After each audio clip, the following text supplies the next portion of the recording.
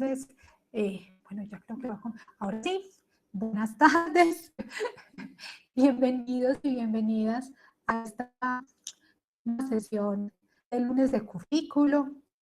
Este es un espacio que sin duda hemos logrado mantener con el esfuerzo de todos y todas a lo largo ya de este año. Ya estamos cumpliendo un año de estar desarrollando ininterrumpidamente las sesiones de lunes de currículo en las que nos hemos congregado para conversar sobre diferentes temas.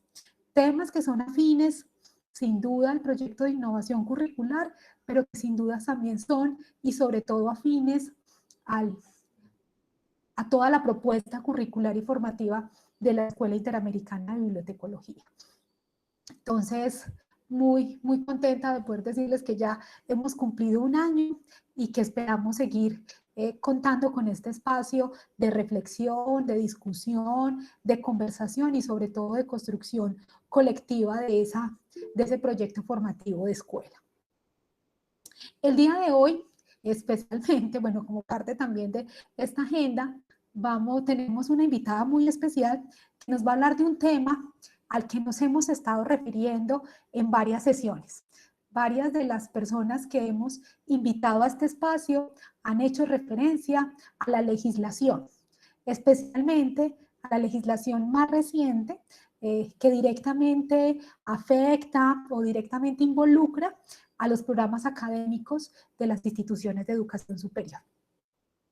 Con esto nos estamos refiriendo especialmente al decreto 1330, específicamente, y a las resoluciones reglamentarias, la 15224, que específicamente habla de las condiciones de calidad de carácter institucional, y a la 21795, ambas del 2020, esta última directamente ateniente a lo que tiene que ver con los programas académicos y las condiciones de calidad.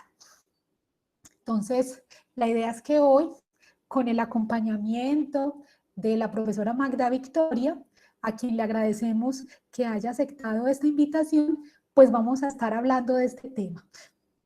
Es un tema muy importante porque este decreto y las resoluciones reglamentarias ya se están exigiendo por parte del Ministerio de Educación Nacional. Entonces nos estamos enfrentando a una situación donde ya para la obtención de registros calificados y para la renovación de registros calificados, tanto en pregrado como en posgrado, debemos de cumplir con una serie de condiciones.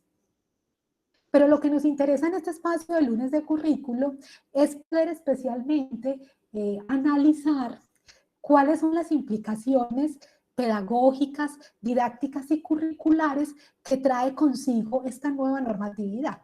No se trata solo de asuntos de carácter administrativo, financiero, sino que con esta nueva legislación hay unos asuntos, específicamente en esas tres dimensiones, que no podemos ignorar y que tienen que ver con el proyecto de innovación curricular, pero en sí mismo con los programas académicos que oferta la Escuela Interamericana de Bibliotecología y pues todas las universidades o instituciones de educación superior en el país. Entonces, nos parece muy importante poder hablar de este tema porque este es el telón de fondo también de las conversaciones que hemos tenido, además porque otro de los asuntos que trae consigo el decreto y las resoluciones, al que también hemos hecho referencia, pero aquí ya vamos a poder visualizar la normatividad, es lo que tiene que ver con los resultados de aprendizaje. Hemos hecho referencia a ello, hemos tenido algunos acercamientos, pero nos parecía importante, como parte de la reflexión, poder tener este escenario de carácter normativo, qué es lo que se está planteando y cuáles son precisamente esas implicaciones que trae consigo. Entonces, como sin más preámbulo, procedo a presentar a nuestra invitada. Ella es la profesora Magda Victoria Díaz Alzate. Ella es psicóloga social, especialista en docencia investigativa universitaria, magíster en educación y desarrollo humano, es estudiante del doctorado en pensamiento complejo, docente e investigadora reconocida por MinCiencias, es docente de apoyo de la Unidad de Asuntos Curriculares de la Vicerrectoría de Docencia de la Universidad de Antioquia. Sus áreas de conocimiento son educación, género, subjetividades políticas, acciones colectivas, diversidad funcional o discapacidad. Entonces, sin duda para nosotros es muy importante contar con ella. Además, es una de las docentes, junto con el profesor Vladimir, quienes están a cargo del curso de condiciones de calidad, que ahora está precisamente ofertando el programa de desarrollo docente de la Universidad de Antioquia, y pues sin duda conoce muy bien qué está pasando en nuestra universidad con este tema y cómo vamos, cómo hemos asumido el reto y cuáles son también en parte las proyecciones y los desafíos que ha venido asumiendo esta nueva vicerrectora de docencia al respecto, que es la profesora Elvia María González. Entonces, sin duda, estamos en excelentes manos. Bienvenida, profe Magda. Muchas gracias por aceptar nuestra invitación y a los profes que nos están acompañando el día de hoy. La dinámica sería como la siguiente. La profesora Magda nos va a estar contando más de carácter expositivo, las características del decreto, las resoluciones, y va a entrar como a detallar algunos asuntos que especialmente tienen que ver con estas implicaciones pedagógicas, didácticas y curriculares. La idea es que de todas maneras, a medida que ella vaya avanzando, surjan inquietudes, las podemos plantear, sea usando el micrófono o el chat. Yo siento que con Magda hay toda la apertura para que podamos interrumpir en el buen sentido para introducir para plantear una pregunta y generar una conversación más horizontal y menos vertical. Entonces, esa es como la metodología. Nuevamente, bienvenidos. Profe Magda, tiene el micrófono a su disposición. Muchas gracias, Giselle. Bueno, buenas tardes, profesoras y profesores. En algún momento ya había estado por acá. Habíamos hablado, creo que fue de las taxonomías. De ahora en adelante ustedes van a empezar a escuchar menos de eso y un poco más de la autonomía que tiene cada unidad, ¿cierto? Entonces, un poco una interpretación más acorde a la Universidad de Antioquia, porque la Universidad de Antioquia es en sí misma pues demasiado diversa, y digamos que uno de los retos que hemos asumido con la nueva Vicerrectoría de Docencia y con la nueva Coordinación de Asuntos Curriculares, la profesora Leonor, es precisamente, digamos, permitirnos utilizar toda la gabela que da la normativa vigente. Lo que hace es mantener, o incluso creo que esta normativa lo hace con mayor énfasis, la autonomía de cada institución. Si bien da unas directrices específicas, ya Giselle, pues que ha estado en el curso, les contará más adelante o les podrá contar que de todas maneras, aunque haya una normativa, realmente permite, digamos, como la flexibilidad de que cada unidad, que cada programa pueda construir del modo que mejor lo vea, cada una de las evidencias que se exigen. Hay una de las cosas que ocurre con esta normativa y es, digamos, un cambio con respecto, o más bien dos cambios con respecto al anterior decreto, y es que con esta normativa se exigen unas evidencias que yo sé que ustedes fácilmente las pueden tener, porque hace mucho tiempo vienen trabajando de manera sistemática en todo lo que están haciendo, ¿cierto? Que es donde más se hace énfasis. Y la otra, digamos, el otro cambio es que esta normativa vigente, que es el decreto 1330, separa las condiciones de programa de las condiciones institucionales. Y tal vez allí es donde vemos un poco la dificultad, porque estábamos acostumbrados a dar cuenta del programa por medio de los, digamos, de toda lo que tenía la institución. Y no es que eso cambie, no es que no vamos a dar cuenta de lo que tiene la institución, sino que tiene que darse cuenta de eso que tiene la institución al servicio del programa. Digamos que esos son los dos grandes cambios en esta normativa. Y obviamente, en aspectos curriculares, introducen lo que se llaman resultados de aprendizaje, que de pronto aquí es donde más énfasis voy a hacer en los aspectos curriculares. Yo le mandé la presentación completa, es el curso completo que se está dando en este momento a los docentes para que ustedes lo puedan tener. Yo se lo mandé a Giselle y también ella tiene en su poder un documento que a mí me parece que si les toca hacer un documento maestro le va a servir en cualquier momento. Y es un resumen del nuevo SACES, un resumen que yo también se los quiero mostrar para que aprendan a leer la normativa, porque la normativa es pues general, ¿cierto? Entonces, como siempre, pues la normativa deja mucha interpretación. Lo que pasa es que el ministerio, y como dice el profesor Juan Carlos Amaya, que aquí lo voy a citar, Giselle, es como si estas normativas o estos cuentos los hicieran personas que nunca han hecho un documento maestro. Entonces les tocó sacar un resumen que mostrara cuál es, digamos, la lógica de la lectura de la normativa vigente.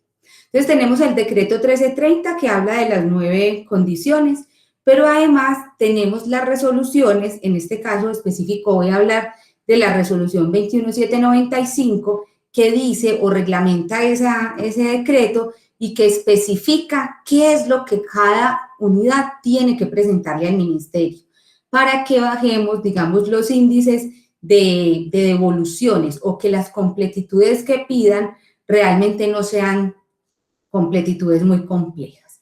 Yo siempre arranco como con estas conversaciones diciéndoles que si bien puede existir una preocupación por las normativas, ¿sí? Veo desde que estoy en la Universidad de Antioquia, por todos los documentos maestros también que he revisado, que la universidad, todos los programas de la universidad, todas las unidades tienen con qué responderle al ministerio frente a las exigencias. Lo que nos ha ocurrido durante mucho tiempo es que ninguno de nosotros, yo creo que ninguna institución se pensó que tendría que sistematizar del modo específico, de ese modo específico, cada una de las acciones pedagógicas, educativas, didácticas, metodológicas, o sea, evaluativas. Nunca pensamos que eso había que sistematizarlo de la manera en la que está pidiendo el ministerio. Y tal vez allí es donde también voy a volver a citar al profesor Juan Carlos Amaya. Hay digamos, una arbitrariedad por parte del ministerio, y es que no dieron el tiempo suficiente, no están dando el tiempo suficiente para pasar de una normatividad a otra, ¿cierto?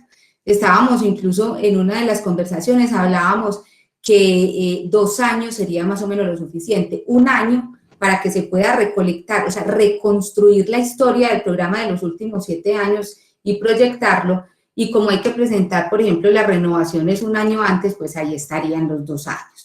Pero bueno, el ministerio no dio gabela, no dio apenas una gabelita que es para los programas que digamos ya están ahorita próximos a renovar, y es una gabela solamente hasta agosto. Es más, nosotros no recibimos sino hasta julio, lo que se pueda montar hasta julio. Gabela es decir, con el documento como ustedes están acostumbrados a hacerlo, pero siguiendo todos los pasos. Igual hay que seguirlos, porque es que el nuevo SACES está pidiendo documentos fragmentados, y aquí va lo segundo que siempre les digo. Si bien ustedes van a ver una documentación fragmentada, lo que yo creo, considero, y hemos llegado a esa conclusión también en asuntos curriculares, es un sentir personal, pero también es algo que digamos, que llegamos a acuerdos, es que uno no puede pensarse un programa desarticulado. O sea, por más que el ministerio diga y muestre o entregue las evidencias de la denominación, por ejemplo, describa por qué su programa se llama bibliotecología, ¿sí? Yo eso no lo puedo desarticular de asuntos que están en aspectos curriculares, como por ejemplo el perfil de egreso. Y ese perfil de egreso yo no lo puedo desarticular de los resultados de aprendizaje. Y ese montón de cositas no las puedo desarticular de las actividades evaluativas, tampoco de las actividades académicas o la organización de las actividades académicas. Y así, cada uno de los asuntos que pide el ministerio por separado, como muchas cosas que ocurren pues en estos gobiernos, como que una escisión de de realmente los procesos, digamos, el reto o la tarea, creo yo, de cada una de las unidades es mantener como la cohesión, ¿cierto? Mantener la integralidad de sus propios procesos.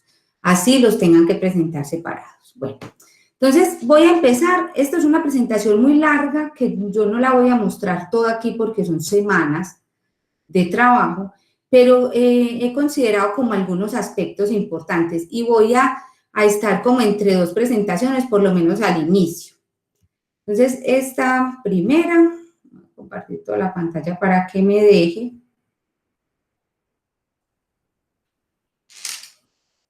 Cualquier cosita pueden interrumpir o Giselle me interrumpe porque ya aquí no los alcanzo a ver. Bueno, vamos a empezar por una cosa importante como de la normativa, ¿sí? Y aquí yo les hago pues como unos resaltaditos, ¿sí? Lo primero es pues que la normativa habla de un concepto de calidad no solo en los términos en los que, digamos, uno siempre está esperando que sea el ministerio, que el ministerio nos dé en términos de indicadores, sino en términos de la naturaleza de cada unidad. Y aquí, por ejemplo, el ministerio lo que dice es que la calidad es el conjunto de atributos articulados, interdependientes, dinámicos, construidos por la comunidad académica. ¿De acuerdo a qué? De acuerdo a unas demandas sociales, culturales y ambientales. Por lo tanto, la calidad para un programa no puede ser igual que la calidad para otro programa. Por eso cada uno de los aspectos, por eso se separaron, o sea, se separaron las condiciones institucionales de las condiciones de programa. Porque una cosa es la Universidad de Antioquia como institución grande que sostiene todos estos programas, y otra cosa es la naturaleza de cada uno de los programas. Eso ocurre pues aquí y ocurre en cualquier universidad, ¿cierto? Entonces, lo que hace esta normativa y que nosotros la queremos interpretar así es que si bien le dice a la institución, mire, usted tiene que tener en cuenta que la calidad serán unos atributos articulados, pero usted es quien los define. La universidad lo que ha dicho es que quien los define es cada programa. Entonces aquí pues como un parte de tranquilidad es que cada programa puede definir sus atributos. ¿Cuáles son esos atributos? Pues todas esas condiciones que ahorita las miramos pues rapidito, nos quedamos solo en aspectos curriculares, que son 9 condiciones. Y esas condiciones, cada programa pues las tendrá distintas, ¿sí? Entonces, por más que el ministerio diga es que tiene que tener la evidencia de tal cosa, nunca le va a decir cómo es esa evidencia, ¿cierto? Porque esa evidencia dependerá de las lógicas de cada uno de los programas. Ahora, hay unos programas que tienen unas lógicas más cuantificables, por ejemplo, en la evaluación. Pues, entonces, sus procesos serán unos procesos que demostrarán unas mediciones, ¿cierto? Hay otros procesos u otras unidades que tienen una concepción más cualitativa de su evaluación. Seguramente, entonces, sus evidencias serán un poco más descriptivas, aunque finalmente, pues, en Colombia tengamos que dar una nota, sabemos que podemos tener unos procesos diversos. Y tiene que ver con las demandas sociales, culturales y ambientales, que eso también nos habla de la justificación, que es una de las condiciones de calidad, la segunda condición de calidad. Entonces, fíjense que todo tiene que ir muy articulado. La justificación de un programa tendrá que ver con que existan unas demandas sociales, culturales y ambientales, pero además eso también me dice si el programa es pertinente. Entonces, cuando uno hace, por ejemplo, va a hacer una renovación de registro calificado, lo primero que tiene que hacer es revisar la pertinencia, porque es probable que por más que nosotros queramos los programas que tenemos, puede ocurrir que haya programas que en ciertas regiones o bueno, en ciertos lugares ya no tengan tanta pertinencia. ¿Por qué? Porque no hay demandas sociales, culturales y ambientales, porque, digamos, también sería una irresponsabilidad porque, pues, con los mismos graduados o egresados, porque a lo mejor no van a conseguir empleo, ¿cierto? Entonces son muchos factores que hay que analizar en esas autoevaluaciones, que son las que nos van dando estas ideas. Y esos atributos tendrán que permitir la promoción de la transformación y el desarrollo permanente de las labores formativas. Entonces, es como si la normativa estuviera diciéndonos que ahora sí usted programa, se va a estar mirando hacia adentro. Y para eso, entonces, digamos que también lo va a normatizar, propone un sistema. Aquí, ya se los hablé. Propone un sistema de aseguramiento de la calidad de la educación superior que en la universidad está todavía pues allí en construcción, pero es más o menos lo que ustedes están haciendo, o sea, lo que ustedes hacen con esa revisión curricular que están haciendo para la innovación, o sea, todos esos procesos de autoevaluación, de revisión hacia adentro de los programas, todo eso hay que documentarlo, porque eso es lo que está diciendo o le está diciendo no solamente al ministerio, sino a la comunidad en general, que usted tiene un programa que no lo dejó dormido durante todos los años que lleva vigente.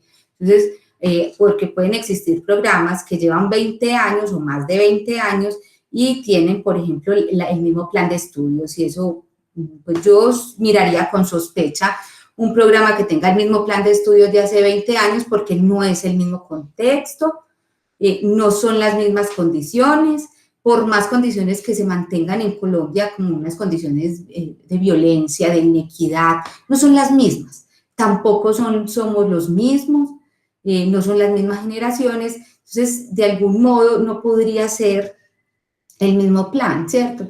Además, que no se puede negar que nosotros tenemos unos estudiantes que ya son ciudadanos del mundo, o sea, nos parezca, no nos parezca, como lo podamos mirar, la globalización está, ¿cierto? Existe. Y ellos son personas que pueden estar aquí viviendo, pero van a trabajar muy probablemente en otros lugares, se pueden mover fácilmente porque incluso el concepto de espacio cambia. Esta virtualidad sí que nos lo demostró, el concepto de tiempo cambia, ¿cierto? Esta contingencia nos pone en esos lugares, entonces no puede ser como el mismo, ¿cierto? Entonces, si bien la universidad todavía no lo tiene del todo ya establecido, sí hay unas condiciones específicas con las que cuenta la universidad y están los comités de currículo y todos los que ustedes al interior de cada unidad hacen, que eso es lo que le va a decir al ministerio, a la comunidad en general, que no es un programa o una unidad estática, porque no tendría sentido que fuera estática. Bueno, entonces, este sistema de aseguramiento de la calidad, digamos, en términos generales en el país, voy a mostrarles acá, tiene o contiene este montón de instituciones y somos todo este montón de gente, ¿cierto? Porque se reconoce que la calidad o la revisión de la calidad o la vigilancia de la calidad es un asunto estatal, o sea, ahí no solamente es gubernamental, somos todos los que tenemos que estar revisando que realmente las instituciones estén dando lo que están ofreciendo un programa de tal o cuales características, pues efectivamente que eso sea lo que se le está entregando a la sociedad. Entonces está el Ministerio de Educación Nacional, para los programas de salud y los programas, por ejemplo, de psicología, también está el Ministerio de Salud y Protección Social, está el Consejo Nacional de Educación Superior, CESU, está el Consejo Nacional de Acreditación, CNA, que aquí es cuando los programas se van para acreditación en alta calidad, la Comisión Nacional Intersectorial de Aseguramiento de la Calidad, CONACES, el Ministerio de Ciencia, Tecnología e Innovación, el Instituto Colombiano de Evaluación de la Educación, ICES.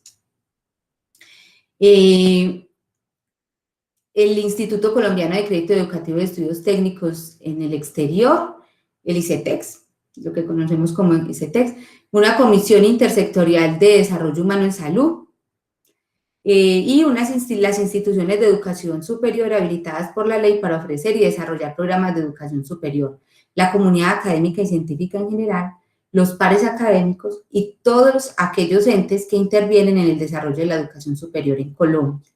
Aquí yo resalto las instituciones de educación superior y habilitadas por la ley, porque cuando uno habla de instituciones, generalmente es como cuando a veces habla de Estado.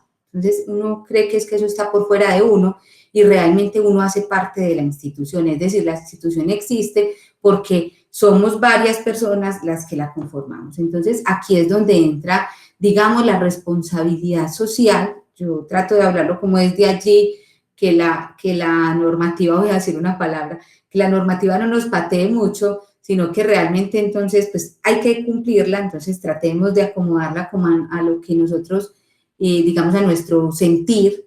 Entonces pensemos como en esa responsabilidad social que tenemos con unos estudiantes que merecen digamos, estar en las mismas condiciones en términos de competencia laboral cuando salgan, sobre todo porque nosotros en la Universidad de Antioquia y bueno, en muchas universidades del país tenemos muchas personas empobrecidas, ¿cierto?, que están viendo en la educación superior el modo de mejorar sus condiciones de vida y las condiciones de vida de sus familias. Entonces, es como tratar de asegurar que cuando esa persona salga de allí, de la Universidad de Antioquia, incluso sin salir, pueda estar en las mismas condiciones que cualquier estudiante del mundo. Porque, como les digo, pues ahorita se está hablando, ustedes creo que lo están trabajando, la internacionalización del currículo, deberíamos estarla pensando, digo pues deberíamos porque puede que sea una utopía, es más en términos de eso, no solamente en términos de que desarrollen competencias pues para la productividad, sino que realmente cuando el estudiante salga, pues tenga como lo quieran llamar, porque aquí pues hay una apertura, las capacidades, las habilidades, que haya cumplido unos propósitos, que tenga un perfil, que pueda de algún modo entrar en competencia con otros digamos, de la misma área, o que pueda trabajar con ellos. Digamos, bueno, no hablemos en términos de competencia, pero al menos que pueda trabajar con ellos en las mismas condiciones de igualdad, ¿sí? Digamos, en las mismas, justamente, o sea, en términos de justicia, en las mismas condiciones. Y la Universidad de Antioquia, pues en este momento tiene un comité, pues están los comités de autoevaluación institucional y de programas, y el sistema de aseguramiento de la calidad institucional está en proceso de formalización, como yo se los dije. Bueno, esto lo voy a pasar rápidamente, voy a dejar de compartir un momentico para mostrarles cómo se lee la normativa.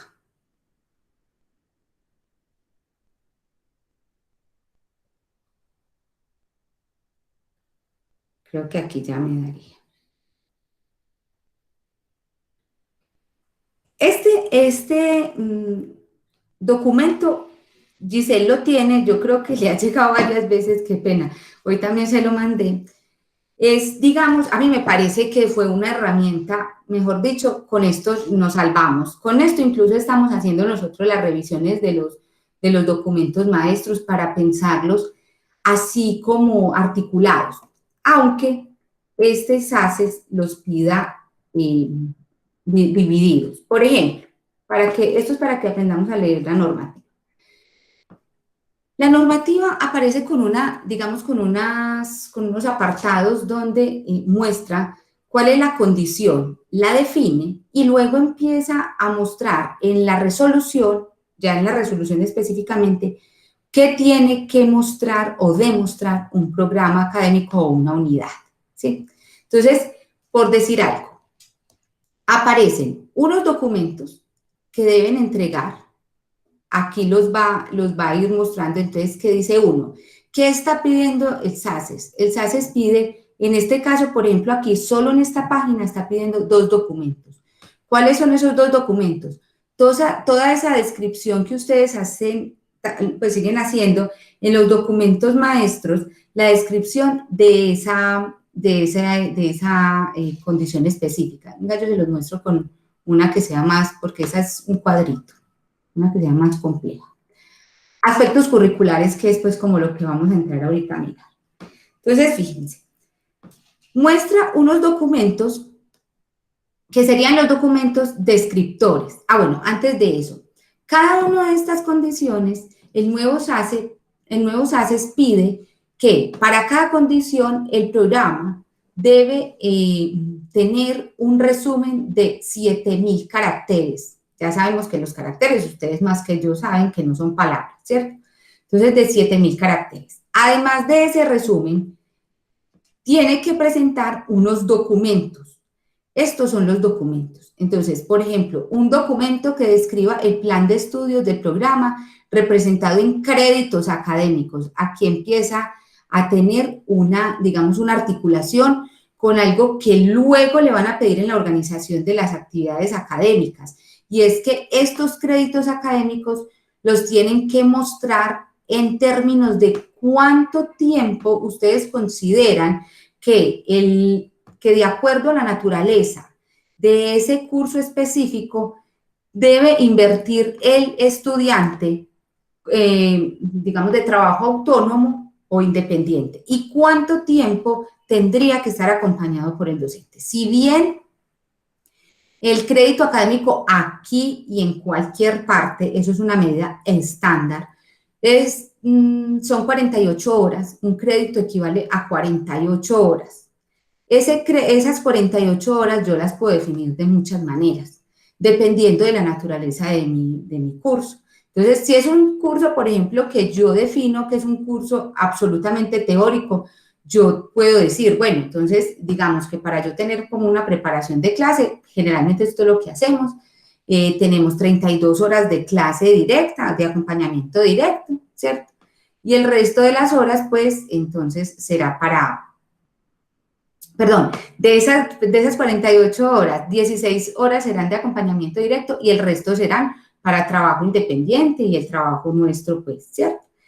Como generalmente tenemos cursos de 2 créditos, son 96 horas, entonces son 32 horas de acompañamiento directo y el resto, las 64 restantes, pues ya serán para trabajo independiente y para el trabajo del docente.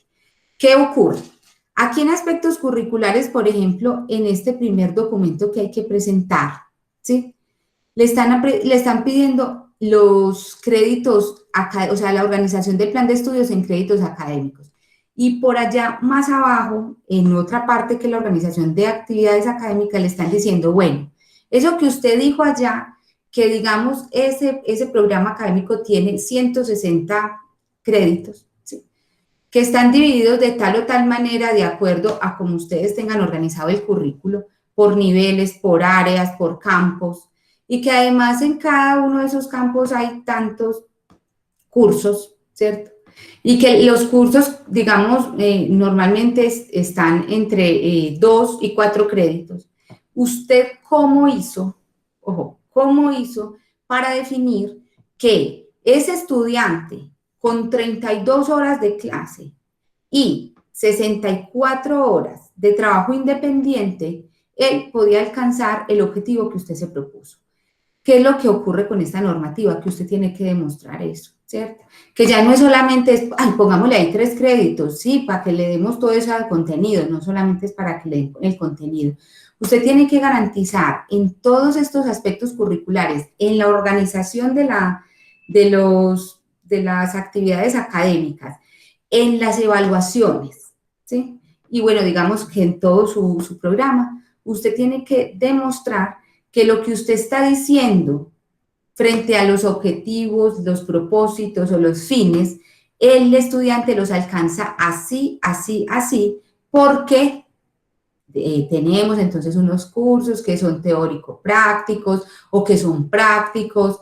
Entonces, digamos que eso también está muy ligado a el pensamiento pedagógico que ustedes tengan, ¿cierto? Si yo considero que la educación debe ser absolutamente, digamos, instruccional, probablemente yo no esté hablando de que esas 96 horas, que son los 2 créditos académicos generalmente pues de un curso, yo lo que le voy a decir al ministerio es probable que le diga, mire, no, consideramos que el programa considera que no debe ser así. El programa considera que debe estar acompañado tantas horas más por el docente porque lo que necesita el estudiante es una instrucción, ¿sí? Es totalmente instruccional. Pero si yo considero y acepto que la relación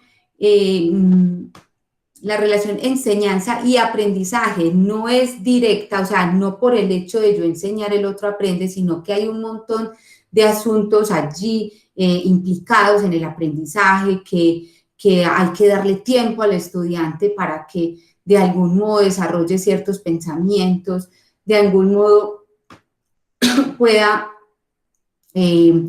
digamos, internalizar, perdón.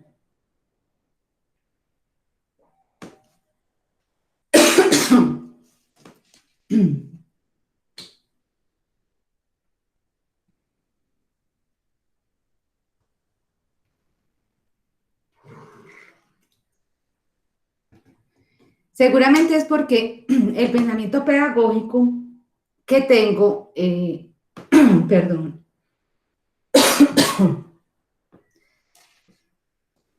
me permite entender epistemológica, ontológicamente, la formación de un modo, el estudiante de un modo, el aprendizaje de un modo, la enseñanza de un modo, la evaluación de un modo, ¿cierto? Ninguna de las dos, digamos, es ni buena ni mala, son modos distintos. Entonces, bueno, aquí vamos para ir a los aspectos curriculares, que es lo que a ustedes más les interesa. Entonces, aquí van mostrando cuáles son los documentos. Luego les presentan un mensaje de ayuda para dar cuenta en estos documentos. Entonces, describa el plan de estudios. ¿Qué tiene que hacer? Presentar el plan de estudios, representado en créditos académicos. Ese documento no les dicen cuánto tiene que tener descrito, o sea, no hay un límite en términos de caracteres, sino que les dicen que usted ese documento, además de ese documento, además, bueno, entonces tenemos el resumen, los documentos, además de esos documentos usted tiene que presentar unos anexos. Aquí es donde ha sido un poco difícil y que yo creo que ustedes pudieran tener ya avances, y es porque los programas generalmente no sistematizan el proceso. Entonces, no hay documento escrito, no hay una evidencia clave para presentar. Aquí se presentan varias evidencias. El plan de estudios por periodos académicos actualizado a la dinámica nueva del registro calificado. ¿Y eso qué tiene que contener? Digamos, una manera en la que ustedes puedan evidenciar la implementación de trayectorias posibles de los estudiantes en su proceso formativo. O sea, aquí pueden dar cuenta de si ellos necesitan prerequisitos, no necesitan prerequisitos, cómo puede ser su trayectoria en todo el proceso formativo, ¿cierto? Si ustedes tienen unos currículos, bueno, sí, unos currículos, digamos, operativizados en el plan de estudios muy rígidos, seguramente estas trayectorias posibles serán unas trayectorias muy lineales. Pero si yo tengo más posibilidad y más flexibilidad de movimiento, que realmente mi currículo sea que se mueve, ¿cierto? Y que no solo tengo el currículo pues, en términos de crédito, sino que también tengo otras posibilidades y otras actividades académicas que me permitan la formación integral, seguramente esas trayectorias serán más flexibles y dinámicas. Resultados de la implementación de esas estrategias de flexibilización y los ajustes propuestos. Seguro ustedes están teniendo todo esto porque están haciendo unas innovaciones curriculares. Resultado de las acciones para garantizar la formación integral y los ajustes propuestos. En caso de modificación del componente formativo, aquí estamos hablando del componente formativo, se deberá presentar, además de las evidencias previstas en el artículo 13, bueno, ahí uno puede ir al artículo, en lo que resulte aplicable y de lo previsto en el artículo 54 de la misma resolución, el régimen de equivalencias con la comparación entre el plan general de estudios y actual y el propuesto.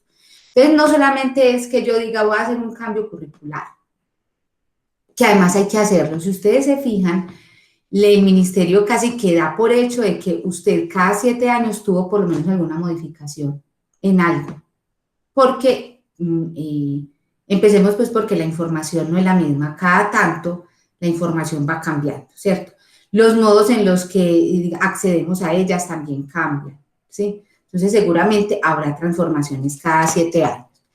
Entonces, no solamente es decir, yo voy a hacer un cambio de plan de estudios, sino que yo tengo que pensar ese plan de estudios, digamos, en términos de lo que yo me propuse en el perfil de egreso, que generalmente nosotros no lo tocamos mucho después de haberlo propuesto, ¿cierto? Pero además lo que yo me propuse como las capacidades que ellos iban a desarrollar. Y mostrar que si tengo estudiantes que los va a coger la transición, yo tengo que garantizar que esos estudiantes van a poder terminar de una manera, o sea, bien. Entonces yo no puedo hacer un cambio de plan de estudios absolutamente contrario al que ya tenía. Tienen que ser cambios, pues es una sugerencia, cambios, digamos, que sean, o sea, que puedan ir como irse haciéndose cambios durante la historia, porque si yo hago un cambio brusco de mi plan de estudios, por ejemplo, a mí me va a perder vigencia los estudiantes que me estén cogiendo la transición. Entonces hay que tener también unos planes de transición, ¿cierto? Aquí en esta parte siempre les van a mostrar entonces cuál, mire todos los documentos, aquí hay otro, y cuáles son las evidencias. Dejo de compartir. Magda, yo quisiera hacer un comentario a esto que estás presentando, Sí, como señora. con el propósito también de ir situando. Bueno, este es un documento que nos han compartido en el curso de condiciones de calidad y que brinda orientaciones porque se habla del SACES y de un nuevo SACES, como de una nueva plataforma para poder registrar toda la información, no solo para la renovación de registros calificados, sino también para programas que son nuevos. Otra cosa que a mí me parece importante y que yo sé que de pronto obviamente por el tiempo y porque no es directamente el propósito que tenemos en este espacio, pero seguramente Magda podrá hacer referencia a algunas cosas, es que también en estos asuntos, en cada una de las condiciones, se hace referencia a programas de pregrado, pero hay también otros requerimientos para programas de posgrado, porque Sí, esa ha señora. sido también una pregunta persistente en el curso que hacemos con los programas de posgrado, sobre todo maestrías y doctorados y también las especializaciones, que para nosotros es bastante también importante porque en este momento estamos en ese proceso de renovación de registro calificado de una de nuestras especializaciones y se han hecho unos requerimientos. Entonces, frente a eso, con el tema de los tiempos y demás, yo sí quisiera que de pronto en algún momento, porque aquí también están profesores y profesoras que están a cargo de estos procesos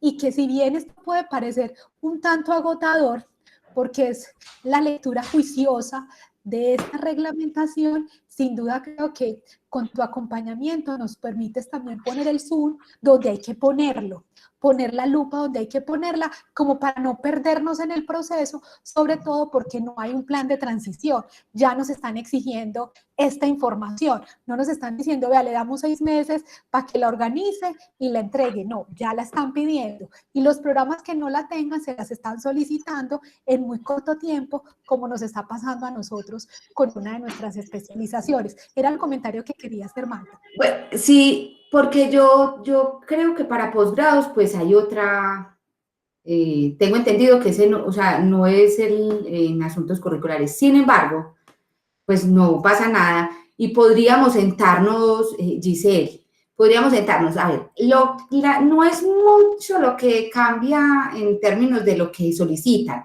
sobre todo en especialización no es mucho el cambio. En maestrías sí, en maestrías y doctorados, sobre todo en lo que tiene que ver con la investigación. El componente de investigación para maestrías y doctorados es una cosa hasta lógica. Digamos que para pregrado y especialización, uno podría pensar, y así es, bueno, me voy a devolver. Para el Ministerio de Educación Nacional, incluso para MinCiencias, hay 2 vertientes de investigación. Una que es la investigación formativa, esto yo creo que ustedes ya lo pueden saber, y otra que ellos nombran como investigación científica, ¿cierto? Pero pues en realidad es pues los procesos investigativos que uno hace. En pregrado y en especialización se hace fuerte énfasis en la investigación formativa. No porque no se deban mostrar los productos, los grupos de investigación, los docentes investigadores. No, claro que hay que mostrarlos porque aquí es donde voy, que también es importante tenerlo en cuenta. O sea, los planes de estudio y todo el currículo en general, o sea, no solamente en lo microcurricular, sino todo el currículo, todo el programa, tendrá que estar directamente relacionado con la investigación, o eso es lo que uno esperaría, que si hay avances investigativos en términos del área de formación, pues entonces que uno se aproveche de eso, porque finalmente eso es lo que está, digamos, como a la vanguardia de los requerimientos. Entonces habrá una retroalimentación. Sin embargo, en pregrados y en especializaciones solicitan un poco más, aquí hay claves, solicitan esas estrategias que tiene el programa para la formación de estudiantes en investigación. No solamente los cursos, esos cursos que sé que pueden tener, no solo los cursos que tienen créditos y tienen nota y que está dentro de su plan de estudios, sino aquellos que son digamos, de flexibilidad y que son de la formación integral, semilleros, ¿cierto? Grupos de estudios si los tienen. Es muy importante, por ejemplo, que empiecen, si tienen grupos de estudio, que empiecen a formalizarlos. No es necesariamente frente a la universidad como que entonces hay un lugar donde vamos a ir a formalizar el grupo de estudio, pero sí dentro del programa y empezar a hacer actas. Son recomendaciones. Empezar a hacer actas porque esas actas van demostrando, esas son las tales evidencias, van demostrando que realmente el programa o la unidad se está preocupando por la formación de los estudiantes en investigación. Pero además, si hay productos de ese proceso formativo, que yo sé que pueden existir artículos en los que vaya un estudiante, ¿cierto? Esos productos también se muestran. Además, pues también se puede mostrar toda la producción. Y cuando les dicen, ¿y eso qué impacto ha tenido? Porque hay que mostrar el impacto. Pueden hacer digamos, un análisis de toda esa renovación curricular que están haciendo, qué de esa investigación les ha servido, de todo ese proceso investigativo que tenga la unidad, qué les ha servido para reflexionar sobre ese plan de estudios o ese currículo en general, ¿cierto? En las maestrías y los doctorados, que es, digamos, para mí es uno de los componentes que más exige diferencia. En las maestrías y los doctorados, usted también tiene que mostrar que los está formando, porque independientemente de que sea una maestría en profundización o una maestría en investigación, la normativa es muy clara. La normativa dice que una de las diferencias, pues no lo dice así, pero una de las diferencias entre un profesional y un magíster es que está formado en investigación. Entonces, y el doctor, pues obviamente, tiene que, incluso cuando llega al doctorado, se supone que sabe investigar. Entonces, allí el fuerte énfasis ya no es si de los estudiantes están en semilleros, no, ya es la producción de los estudiantes con sus docentes, la producción de los docentes, demostrar que esos docentes o esos profesores, y ahí mire que entra entonces también la condición profesores, por eso les digo que esto es muy difícil pensarlo, yo no sé cómo harán, pero yo no sé pensar esto desarticulado. Ahí es donde la condición profesores es tan importante. Usted tiene que demostrar idoneidad. Idoneidad es que usted si va a formar a un estudiante en investigación, pues usted tiene que investigar. Usted no lo puede formar desde lo que usted leyó. Puede ser muy juicioso leyendo y aprenderse los libros, pero usted tiene que demostrar que usted también lo hace. Entonces, si quiere, Giselle, como por ejemplo, si tienen unas preguntas puntuales, eso con mucho gusto, no hay ningún problema, o algo puntual que les hayan hecho de evolución, así esto no sea de asuntos curriculares, yo me puedo sentar un ratico y miramos, eso lo podemos hacer, cualquier cosita que necesiten. Muchas gracias, Magda. Seguramente te estaremos haciendo unas consultas por el tema también, no solo de la especialización, sino pues como por los otros procesos. Igual Claro. también por aquí está la profesora Sandra Bedoya, que está a cargo de eso, y creo que también pueden haber luego algunas preguntas al respecto, que pueden parecer muy puntuales, pero que sin duda, pero que creemos que son útiles para entender a lo que nos estamos enfrentando, no solo por los programas de pregrado, bibliotecología y archivística, que son los programas de la innovación curricular, sino en general a la escuela y su propuesta, por ejemplo, de doctorado. Nosotros en este momento se está diseñando la propuesta de doctorado y tiene que responder a todos estos requerimientos. ¿Cómo nos estamos enfrentando a ello? Entonces, claro, sin duda, Magda, muchas gracias por ese ofrecimiento, que seguramente lo tendremos en cuenta. Mire, yo he sido en otra universidad, he hecho esos mismos procesos de construcción de documentos maestros. Y seguro que si yo hubiera leído la normativa como la sé leer ahora, con esos recovecos y como con esa, como una malicia, seguro que yo no la hubiera sufrido. O si yo hubiera tenido a alguien que me dijera, venga, no, mire, por ejemplo, ese anexo, les voy a contar una historia rapidita. En estos días me escribieron de Derecho y Ciencias Políticas para mostrarme un proceso muy bello que han hecho para terminar en seis resultados de aprendizaje, muy bien logrados. Entonces, yo lo que les decía, les devolví una sugerencia, es que no solo basta con mostrar esos resultados, usted esos resultados los tiene que mostrar en términos de su organización curricular. ¿Y cómo podrían mostrarlos? Es que, venga, déjeme, yo les muestro. Sí, para que, yo sé que esto ya parece como un desorden, pero no, realmente estamos hablando de lo mismo.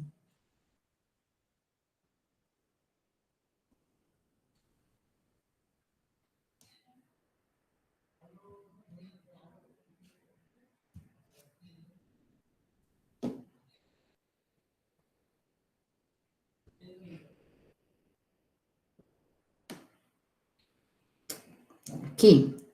Entonces yo les decía, mire, usted no puede ir a presentar los resultados de aprendizaje allá una chorrera. Pues yo no les dije así, yo les dije más bonito. Les sugerí. Usted tiene que mostrar que esos resultados de aprendizaje, ¿cierto? Ellos, por ejemplo, cuando llegan a este resultado de aprendizaje, comprenden la importancia de la Constitución política, así como del Estado social y democrático de derecho, ellos no arrancan de la nada, ellos arrancan de unos propósitos que tienen, ¿cierto? Porque antes no les pedían resultados de aprendizaje. Entonces, hay como dos propósitos que apuntan a este resultado de aprendizaje. Pero además usted tiene que demostrar en esas áreas, campos y todo esto, ¿cierto? Tiene que demostrar que esto que está aquí en propósitos, usted lo alcanza con eso, por tanto, va a poder dar cuenta de este resultado. Pero además que esas áreas, campos, niveles o como tengan organizado el currículo, tiene unos cursos que la componen, ¿cierto? Entonces, no es que por cada curso usted va a describir un resultado de aprendizaje, ¿sí? No, eso es imposible. Eso lo hacíamos mucho antes con las competencias, o se hacía casi todas las instituciones, un reguero de competencias, y eso es imposible. Eso es imposible. Yo, por ejemplo, conozco un programa, tiene seis resultados de aprendizaje para todo el plan de estudio. Conozco un programa que tiene 4, ¿cierto? Hay programas de maestría que muestran también 4, 2, ¿sí? Porque allí no es que sea el reguero, es que fíjense cuántos cursos tienen que ver para que comprendan la importancia de la Constitución política, así como el Estado social y democrático de derecho, para la promoción de las libertades individuales y de los derechos con espíritu crítico y compromiso social. Incluso aquí no solamente hay cursos, digamos, dentro de su plan de estudios, no solamente hay cursos disciplinares, también está, por ejemplo, el curso de formación ciudadana y constitucional, que es un curso común, ¿cierto?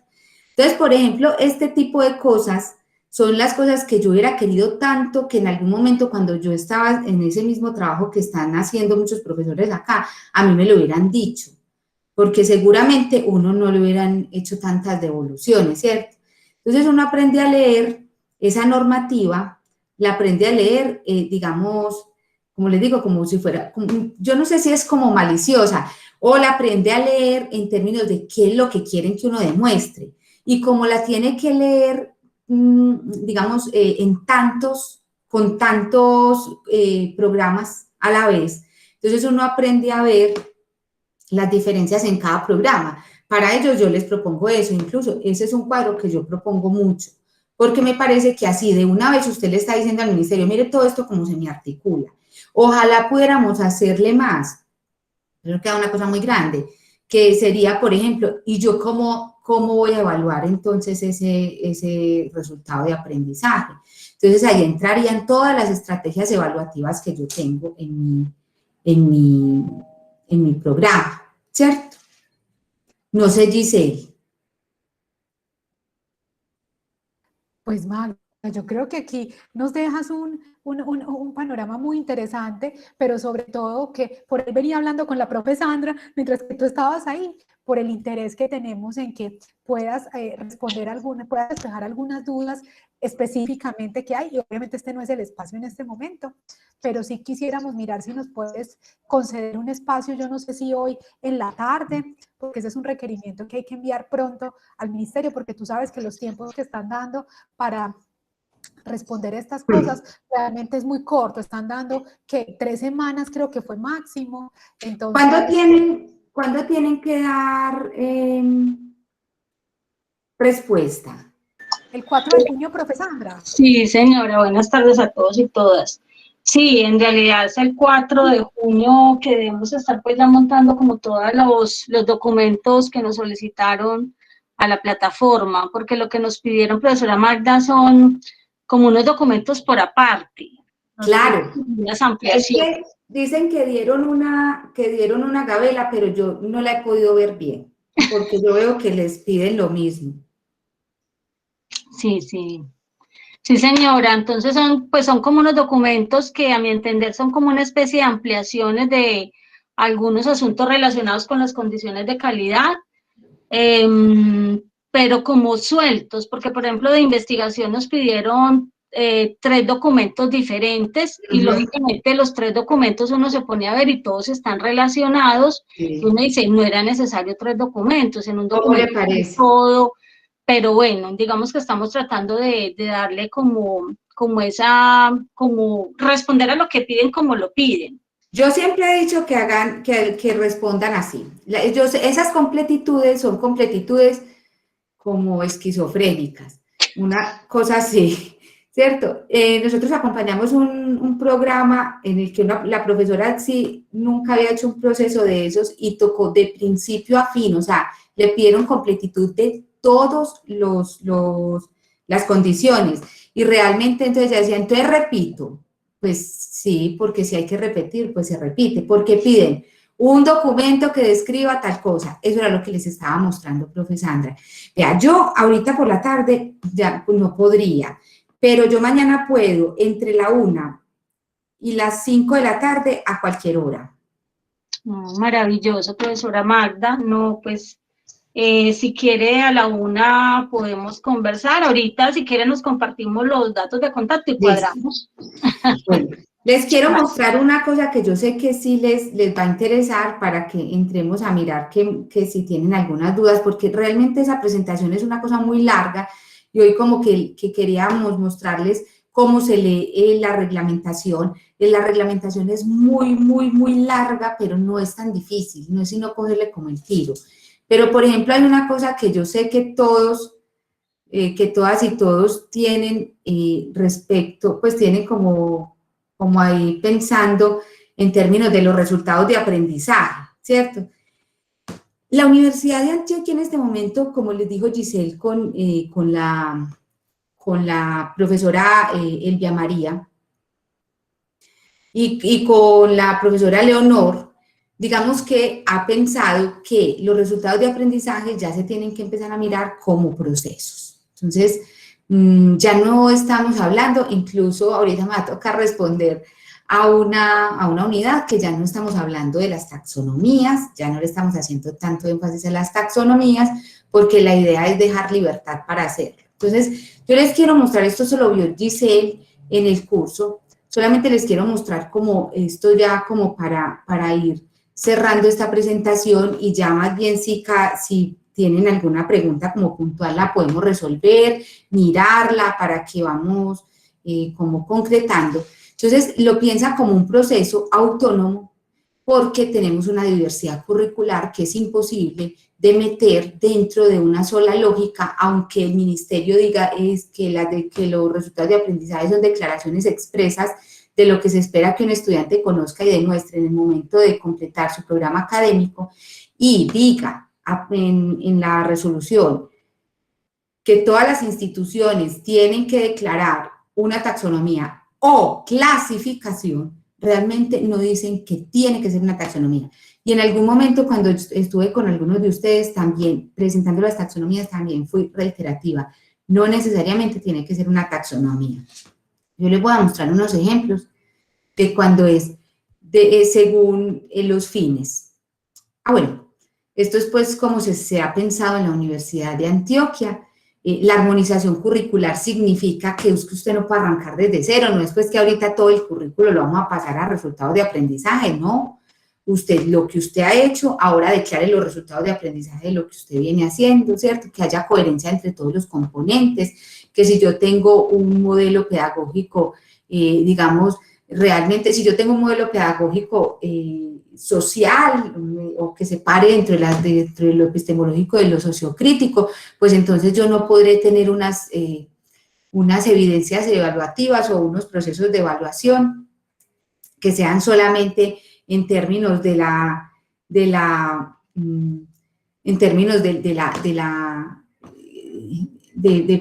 medición, o que tenga solo parciales, que es una de las cosas que, por ejemplo, yo les digo mucho a los docentes cuando estamos haciendo revisiones. Bueno, ¿ustedes cómo piensan? ¿Cuáles son las estrategias evaluativas? No, parciales cada tanto. Y entonces, ¿usted por qué dice que quiere desarrollar pensamiento crítico? El pensamiento crítico, ¿usted cómo lo evalúa? Por medio de un parcial. O sea, allí es donde hay que hacer una armonización curricular que permita la coherencia entre todos los componentes. Una revisión y reflexión sobre los perfiles. Aquí ponemos varios porque hay muchos programas que solo tienen el de egreso, pero hay muchos programas que tienen el profesional y el ocupacional, pero hay muchos programas que tienen el del aspirante, el profesional, el ocupacional y el de egreso. Entonces tienen que hacer como una trazabilidad así, casi que mostrando, y pueden mostrarlo muy bien, cómo en cada uno de los momentos pues se van a evaluar unos resultados de aprendizaje que finalmente me van a dar un resultado que es ese egreso. La declaración de los fines, que podrá ser por competencias, capacidades, objetivos, propósitos, procesos. Yo a ustedes, a los de bibliotecología, los nombro mucho porque cuento que, por ejemplo, ustedes tienen unas propuestas que son desde, pues yo no sé si ya la cambiaron, Giselle, desde las capacidades. No, estamos pero firmes. Ese enfoque. Eso, así. Entonces yo siempre pongo el ejemplo de bibliotecología, ya lo he puesto también en el curso, y pensar que esos resultados de aprendizaje esperados usted los puede declarar como quiera. Yo ahorita les dije que no lo hicieran por cursos, pero es porque eso se les vuelve una chorrera inalcanzable, ¿cierto? Pero ustedes lo pueden declarar por cursos, si esa es la manera en la que ustedes lo quieren declarar, así también se les acompaña en el proceso de las entregas y toda la construcción. Usted lo puede pensar en lo macrocurricular, en lo mesocurricular, que es donde más se piensa, y en lo microcurricular. Y aquí yo sí les traje unos ejemplos. Bueno, entonces, por ejemplo, cuando se declaran los fines como capacidades, esto es específico de un programa, o sea, esto es real, ¿cierto? Esto es de un programa real que lo declara por capacidades. Capacidad para llevar a cabo la práctica clínica y la atención médica integral con calidad. Esa es, digamos, su fin, porque los resultados de aprendizaje no son fines, ¿sí? Son declaraciones de lo que va a alcanzar, pero el fin es otro, ¿cierto? Digamos que los resultados de aprendizaje es lo que es la evidencia de que ese fin se alcanzó, ¿sí? Entonces, ¿cuáles pueden ser los resultados de aprendizaje de ese fin o de esa capacidad? Correlación a fundamentos básicos de la medicina con situaciones propias del proceso salud-enfermedad mediante diferentes estrategias, como revisiones de temas, talleres, laboratorios, entre otros. Para ese programa, ese resultado de aprendizaje me dice que ese estudiante tiene capacidad para llevar a cabo la práctica clínica, ¿cierto? Y la atención médica integral con calidad. Pero además, también que elabora historias médicas teniendo en cuenta la semiología y los principales componentes de un registro integral y pertinente para garantizar un mejor enfoque a los pacientes. Entonces, fíjense que ellos tienen una capacidad, aquí digamos que la proponen como un fin, que ahí podría ser una competencia, o ya les voy a mostrar un objetivo, un propósito, y dicen que cuando el estudiante demuestre que correlaciona fundamentos básicos de la medicina y que elabora historias clínicas de tal o cual manera, pues entonces fue que alcanzó ese objetivo o esa capacidad. Cuando, por ejemplo, se habla de competencias, fíjense todas las maneras en las que se puede redactar. Entonces, no hay un solo modo, ¿sí? Eso me parece tan bonito podérselo decir tranquilamente a los programas. Entonces, aquí, por ejemplo, por competencias, hay quienes trabajan por competencias. Proponer acciones educativas transformadoras en los escenarios de trabajo basadas en la comprensión de contextos socioculturales que beneficien la salud y calidad de la vida de la sociedad.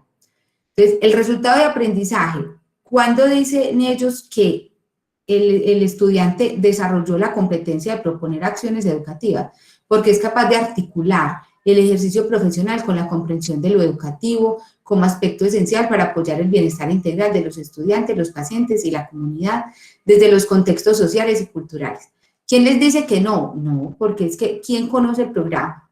O sea, el programa, este es de maestría en educación en salud. El programa lo conocen ellos. Este resultado de aprendizaje con este modo de redacción ya pasó el ministerio, por ejemplo. Ay, y me faltó uno, bueno, por ahí tenía otro que era otro, pero bueno, esto es más o menos lo que digamos, uno puede proponer, ¿cierto? Entonces, cada programa, de acuerdo a sus fines, yo les digo que de acuerdo a los fines, a los propósitos, ¿sí? De acuerdo a cómo conciban que deben desarrollarse, digamos, los procesos educativos, los procesos formativos, pues seguramente declarará de algún modo o de otro los resultados de aprendizaje. ¿Qué es lo que dice el ministerio? Que usted tiene que demostrar cómo los construyó. Y ojalá, profes, ojalá, Giselle, tengan a estudiantes en esos procesos, que yo veo que aquí sí los tienen, ¿cierto que sí? Pues Magda, yo siento que ese es uno de los retos. Yo por acá veo un estudiante, pero sentimos que ese es un trabajo que hay que emprender precisamente de manera juiciosa, porque no se trata de invitados de piedra. No. Ellos también, ellos y ellas como actores y como estamento deben tener un lugar protagónico en esta construcción también. Y en, Sí, en señora. este diálogo. Yo siento que ese es el reto al que nos estamos enfrentando y que con esto que nos estás presentando, pues lo ratificas. Cómo generar los espacios, cómo ir, cuáles son las estrategias a las que podemos recurrir para compartir también las experiencias y poder lograr este trabajo más articulado y con mayor protagonismo de todos los actores. Incluso, Giselle, este espacio, por ejemplo, este espacio usted ya lo puede sistematizar y decir, ¿cómo se están construyendo? Ah, también hicimos una revisión de otras experiencias, ¿cierto? O sea, todo eso les sirve a ustedes para demostrar que no fue que a alguien se le ocurrieron unos resultados de aprendizaje y que los acomodaron a unos objetivos, a unas capacidades que son las que ustedes van a declarar. Recomendación, primero, tener claras las capacidades, ¿cierto? Y en qué cursos se desarrollan esas capacidades, ¿cierto? Entonces yo puedo tener una capacidad que se desarrolla en 10 cursos, ¿cierto? Esa es pues como mi recomendación, porque es más fácil después uno redactar los resultados de aprendizaje, ¿cierto? Incluso puede existir un solo resultado de aprendizaje para varias capacidades o varios resultados de aprendizaje para una capacidad, ¿sí? Así también muchos programas lo señalan. Entonces, por ejemplo, tienen, digamos, 4 competencias y para cada una de esas competencias tienen 2 resultados de aprendizaje o 3 resultados de aprendizaje, dependiendo de la complejidad, pues como lo quieran presentar, ¿cierto? Ahí hay libertad, eso sí es muy importante, y esto es una cosa que nos piden que les reiteremos, hay libertad de la construcción, porque lo importante es precisamente esa armonización curricular, que si bien a ustedes les piden eso separado, y quién sabe cómo lo leerán allá, pero a nosotros nos tiene que interesar también cómo lo leemos nosotros, ¿cierto? Cómo lo lee cada programa. Como lo lean allá, pues mirarán, pero un par sí puede mirar, porque ahorita, por ejemplo, estamos en la revisión del curso de pares académicos del ministerio, ¿cierto? Que ese es otro encargo que yo tengo con la Universidad de Antioquia, y ahorita se les hace mucho énfasis a los pares que tienen que mirar de manera articulada todo el programa. Entonces, usted, lo que les decía, uno no puede salir con que entonces su modelo educativo se para pues en unas posturas sociocríticas, pero usted va y ve cómo la organización la organización de las actividades académicas, y eso es pura instrucción, entonces no tiene sentido, o sea, no tendría sentido, ¿cierto? Y me imagino que el programa de ustedes no es solo instruccional, ¿cierto? Pues no, además porque yo creo yo siento que también como que vamos entrando ya en la etapa, como en el momento también de ir conversando e invitando también a los profes que si quieren levanten la mano o podemos abrir el micrófono, ¿Ves? porque también cuando te escuchaba, ¿cierto? Y una de las cosas que siento que también se empieza a hablar de manera más abierta, apelando a la diversidad curricular, ¿cierto? Como una característica inherente a la universidad y sus programas, pues no solo a esta universidad, sino a las universidades en general, pero digamos que en la Universidad de Antioquia esperamos que eso se viva con una realidad pues como más contundente, que efectivamente se respete la diversidad curricular, porque uno cuando lee el decreto siente que tratan de encasillar, ¿cierto? Esa es como la primera sensación con la que uno queda, ¿cierto? Entonces hay que formular resultados de aprendizaje, hay que elegir taxonomías, y esa es una situación a la que nosotros de entrada decíamos no creemos en ello. Nos parece que ahí hay una interferencia por parte del Ministerio de Educación Nacional que rompe en parte con la autonomía universitaria al intervenir en los procesos pedagógicos, en el proceso formativo, frente al cual se supone que las instituciones tienen autonomía para decidir sobre ello. Esa fue una de las primeras, siento yo, como de los primeros momentos de tensión con el decreto y las resoluciones reglamentarias. Yo siento que ahora la situación, no es que esa discusión no se siga teniendo, pero creo que la discusión ha venido generándose como un tránsito a mirar entonces, si bien, y ahí vuelvo otra vez a citar a nuestro querido profesor Juan Carlos Amaya, que sin duda ha estado muy atento a este proceso, una de sus afirmaciones que en su momento él hizo el año pasado en uno de los foros de discusión, creo que fue el foro que promovió la Asociación de Profesores, de hecho con la profesora Elvia María y otros invitados, él estaba ahí, él hizo una afirmación que a mí me quedando muchísimo, todavía me suena y siento que de eso también me tengo que hacer cargo, es el tema de es que esto llegó para quedarse, ¿cierto? Entonces, frente a eso, dije, bueno, pues si bien la tensión o el rechazo, pues está ahí, hay que buscar formas y alternativas para transitar de una manera mucho más sensata desde las perspectivas pedagógicas, curriculares y didácticas diversas de la universidad estos procesos, para no sentir, porque con esto también uno siente que hay unas tendencias a la homogeneización en los procesos, ¿cierto? A todos los temas de normalizar los procesos, de estandarización, sobre todo pensando en claves de comparación. Pero cuando te escucho a ti, albergo la esperanza que desde la Vicerrectoría de Docencia hay apertura. Sí. No es fácil, tú lo decías, que ahora te sentías más tranquila diciéndole a los programas que hay posibilidades para formular esos resultados de aprendizaje de acuerdo obviamente a su pensamiento y a su línea pedagógica también. Cierto que uno siente que con el tema de los resultados de aprendizaje también se trató un poco, que es ahí donde uno también siente algunas confusiones, es que se habla de competencia, se habla de capacidad, se habla de destreza, de habilidad, y uno dice, bueno, ahí hay un tanto una confusión conceptual que puede generar también confusiones conceptuales en las universidades cuando están haciendo este ejercicio de revisión y también de implementación, como para dejar ahí esta primera parte de la intervención. ¿Cómo ves eso en este momento? Y me ha gustado que nos has hecho recomendaciones, que eso era también otra cosa que yo he venido tomando como que tengan en cuenta esto, les recomiendo, y eso es para nosotros muy importante. Y podemos seguir haciéndolo, Giselle. Y hay una cosa que me parece importante que ustedes sepan. Eso de los resultados de aprendizaje no es que haya pues absoluta claridad sobre ni cómo es que eso se come.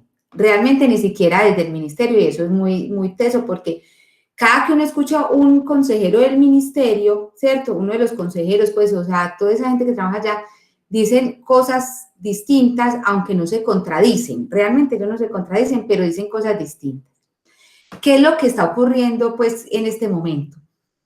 Todos los ojos están puestos en la Universidad de Antioquia. ¿Qué va a decir la Universidad de Antioquia frente a los resultados de aprendizaje? ¿Cuál va a ser la política que va a sacar la Universidad de Antioquia? Porque no hay política, o sea, todavía no.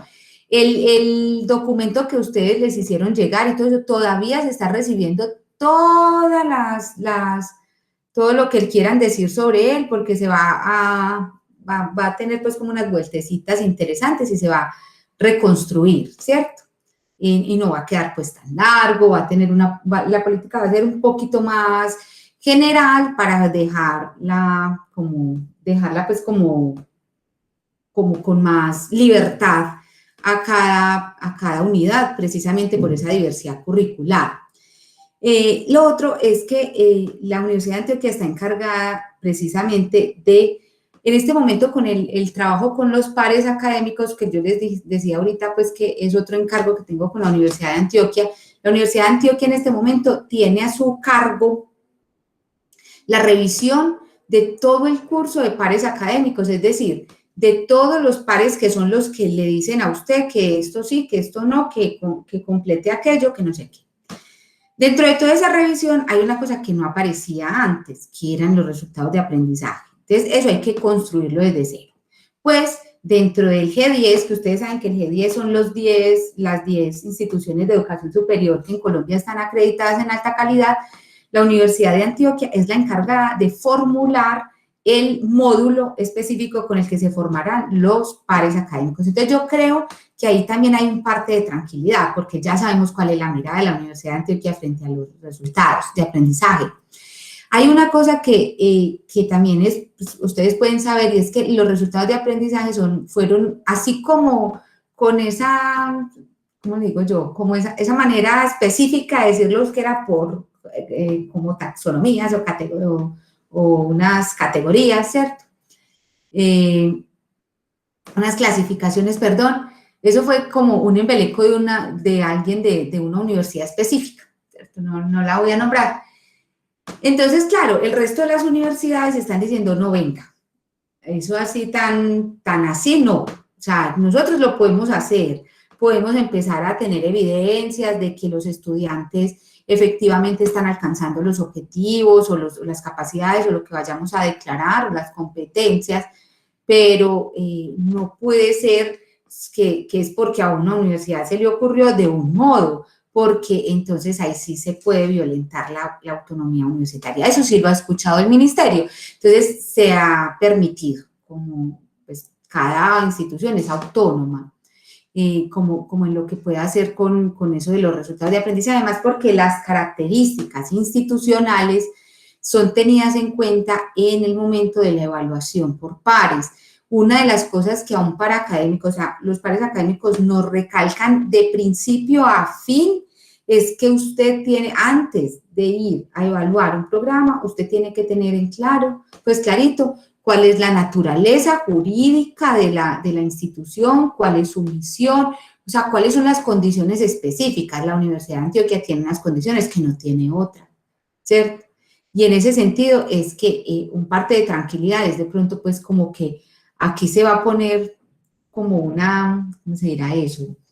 Digamos como que van a trazar ruta. Lo otro es que ASCUN y el Ministerio de Educación Nacional le escucha mucho a ASCUN, mandó un comunicado. Yo no sé si ya se los pasaron Giselle. Nos lo compartió Silvia este Sí. fin de semana. Yo se los voy a compartir a los profes, que fue la carta que manda SCUN al ministerio haciendo una serie como de solicitudes frente a este nuevo proceso y la respuesta que da precisamente la dirección técnica del ministerio frente a los requerimientos. Claro que sí, lo podemos, claro, lo puedo compartir de hecho con la presentación y el resumen SACES como para que los profes los tengan, pero sí sería de pronto importante, Magda, que hicieras ahí una breve referencia al respecto.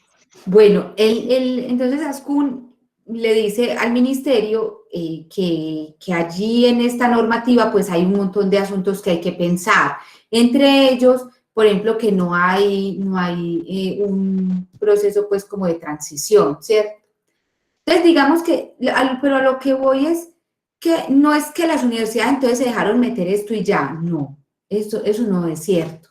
Las universidades están haciendo lo propio, diciéndole al ministerio, mire, es que si usted deja la normativa como está, y la pueden dejar como está, pues lo más probable, pero si usted no permite que las instituciones, o sea, si no es más enfático en que las instituciones puedan tener una autonomía, pues digamos que las instituciones también van a tener sus momentos como de rebelarse.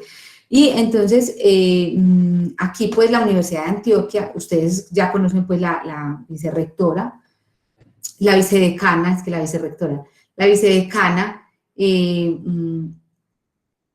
es vicerrectora. Ah, sí, es vicerrectora. La vicerrectoría de docencia. La vicerrectoría de docencia, ya la conocen, ella es enfática, ¿cierto? Y además, pues que tienen una formación, ella y la profesora Leonor, tienen una formación en currículum, ¿cierto? Entonces, no es tan sencillo que usted le diga a alguien que tiene formación educativa, o sea, que tiene formación en todo el proceso de formación educativa, que simplemente usted va a decir que va a tener una clasificación y no sé qué, sino aquí hay ya una postura, y la postura es el respeto por la diversidad curricular. Entonces, en ese sentido, a mí eso me tranquiliza porque yo siento que los programas han empezado a fluir, o sea, ha sido una cosa impresionante, ya pueden declarar tranquilamente que es donde más problemas hay definitivamente, pues como en el proceso, ¿cierto?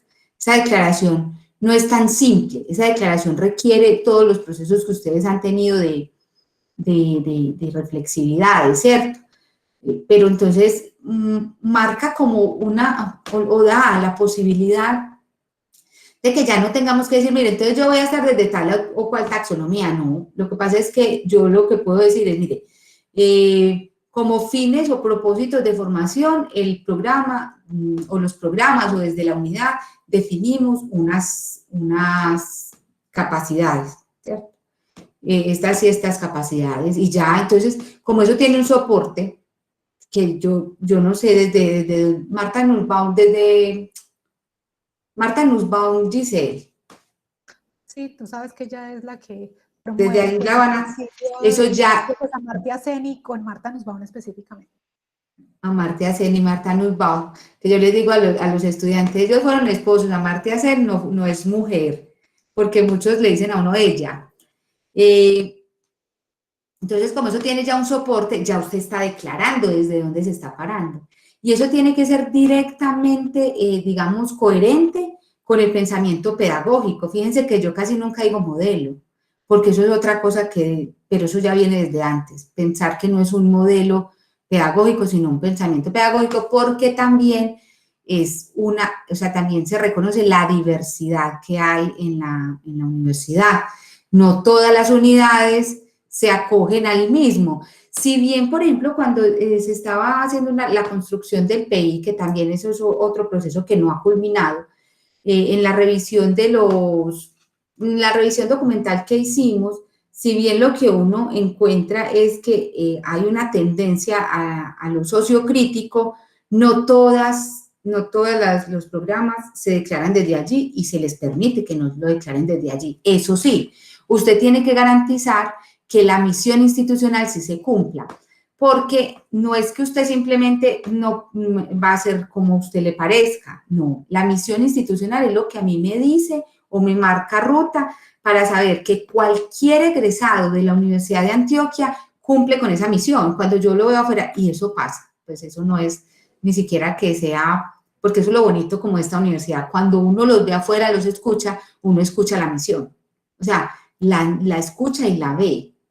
Esa también hay que tenerla en cuenta allí. No es para que la nombren, pues, en todas partes, sino que su perfil de egreso tendrá que tener algo de esa propuesta, porque, digamos, la naturaleza misma de la Universidad de Antioquia es hacia afuera, ¿sí? Entonces, pues mi egresado tendrá que tener esas características. Y cada una, por ejemplo, de las facultades también tiene unas características. No es lo mismo graduarse de la facultad de ustedes que graduarse de una facultad de ingeniería. Tiene unas características, ¿cierto? Tal vez transversalizar eso es de las cosas más difíciles, pero yo no creo que a ustedes les cueste. Magda, con este asunto de, que es como la pregunta y en parte también como el sentido también de este espacio de conversación que hemos querido introducir este matiz, ¿cierto? No solo de la invitación que nos haces y de las claves que nos has dado para leer el decreto 1330 y las resoluciones reglamentarias, específicamente la 21795, que tiene que ver con las condiciones de calidad de los programas, específicamente. Yo quisiera de pronto que pudiéramos en esta conversación tener en cuenta cómo hacer un redondeo frente a esas implicaciones didácticas curriculares y pedagógicas, ¿cierto? Que tú tienes ahí en la presentación, que la pusiste ahí porque en los aspectos curriculares de esta resolución pues se hace referencia al componente formativo, al componente pedagógico, al componente de interacción y lo que tiene que ver específicamente con la conceptualización teórica y epistemológica. Digamos que eso y parte del curso que en este momento está dando, orientando el programa de desarrollo docente en manos o bajo la orientación de Magda y de Vladimir, ha sido que ese es realmente la condición más gruesa y más importante. Claro, también esta investigación, ¿cierto? Podríamos decir que investigación y aspectos curriculares son ahí como el corazón, pero digamos que en términos de la propuesta formativa, este es el corazón y por eso también el interés que tenemos contigo o teníamos contigo de situar esa mirada específica ahí, porque es ahí donde sentimos que están las mayores implicaciones y los mayores retos a los que nos enfrentamos, no solo por los temas, no solo en lo que tiene que ver los resultados de aprendizaje, ¿cierto? Sino también, por ejemplo, el tema de internacionalización e interculturalidad del currículo, que ahí también aparece como una demanda explícita por hacer precisamente evidente esos asuntos desde esos lugares, pero también aparece la interdisciplinariedad o la transdisciplinariedad, la flexibilidad, que son principios o de alguna manera como líneas que se tienen que hacer explícitos en las propuestas curriculares. Entonces, no sé, Magda, como para ir haciendo un cierre ya, porque el tiempo pasa y porque no queremos pues tampoco abusar mucho de ti ni de los Yo no había visto la hora, yo me quedo aquí conversando. No sé, entonces, como que podamos mirar cómo lo ves tú en esos aspectos curriculares. Bueno, mira, yo les digo, pues estos son lecturas que hemos hecho Vladimir y yo. En este momento hay otra profesora, María Elena, también entra a formar parte de este equipo porque esto estaba muy pesado, son muchas unidades, por si de pronto en algún momento les toca con ella. La lectura que nosotros hacemos es que el eje central, digamos, de toda esta normativa es la condición de aspectos curriculares. Cuando uno ve desde la denominación hasta la infraestructura física y tecnológica, tiene que ver con los componentes de la condición de asuntos curriculares, de aspectos curriculares, perdón. Y allí confluyen no solamente eso que yo les digo, el pensamiento pedagógico, sino ese pensamiento pedagógico, cómo atraviesa todo el currículo, no solamente en términos de lo microcurricular, que ya lo hemos conversado pues bastante, que es pues como el plan de estudios, digamos que es lo que todo el mundo ve, o sea, cómo está organizado el programa. Está organizado por unos cursos, ¿cierto? Que esos cursos, pues, cuando los agrupamos, son unas, no sé, unas áreas, unos campos, no sé cómo lo tienen definido ustedes, ¿cierto? Y digamos que eso es lo que uno va y se concentra, pero realmente aspectos curriculares, cuando se habla de aspectos curriculares, estamos hablando de todo el centro de la formación, es decir, todo lo que tiene que ver con la formación del estudiante. Entonces allí está todo el pensamiento pedagógico, están las estrategias didácticas, que estaríamos hablando allí de todo lo metodológico, entonces, como si yo tengo una propuesta formativa, realmente yo tengo lo metodológico para que esa propuesta se alcance, ¿cierto? Si yo tengo un perfil de egresado, ¿sí? Yo cómo hago para que realmente eso que yo estoy diciendo que va a salir, realmente se va a formar como yo estoy diciendo que va a salir. Pero además, teniendo en cuenta estas tendencias de las que está hablando Giselle, la internacionalización del currículo y lo multicultural allí. Porque la internacionalización del currículo, que tiene que quedar explícito, no es solamente hablar de un currículo que esté digamos, en términos del mundo o de la globalización, sino que sea capaz de, voy a decir la palabra, pues, pero podríamos pensarla mejor, de incluir todos los modos de ser y estar que llegan a la Universidad de Antioquia. Por ejemplo, eso es una declaración que ustedes tienen que hacer, ¿cierto? En términos de las estrategias metodológicas, ustedes tienen que garantizar que cualquier estudiante que ingrese allí tiene la posibilidad de formarse como usted dijo que se iba a formar, ¿cierto? Y la Universidad de Antioquia, en términos de lo multicultural, es, digamos, primero pues recibe estudiantes multiculturales, ¿cierto?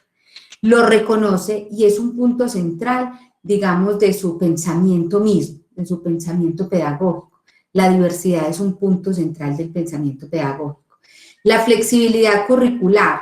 La flexibilidad curricular en este momento está siendo mirada en términos de que ya hay que dejar de lado ese asunto de que los estudiantes solamente se forman disciplinariamente, ¿cierto?